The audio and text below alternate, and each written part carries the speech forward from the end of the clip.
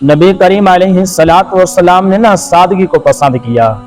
حضور سادگی کو پسند کرتے، کھانے کے معاملے میں بھی اور کپڑوں کے معاملے میں بھی، لیکن اچھا لباس پہننے کی اجازت دیتے۔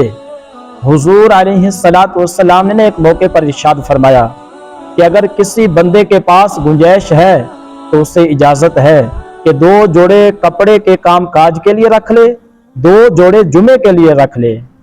اور نبی پاک علیہ الصلوۃ والسلام نے ایک شخص کو دیکھا جو مالدار تھا، صاحب حیثیت تھا، لیکن اس کے کپڑے پھٹے پرانے تھے، لباس بڑا گندا تھا، بال بکھرے ہوئے تھے۔ تو اللہ کے محبوب علیہ الصلوۃ والسلام نے فرمایا تیرے اوپر اللہ کا فضل ہے، اور رب جب فضل کرے تو اللہ فضل دیکھنا پسند بھی فرماتا ہے۔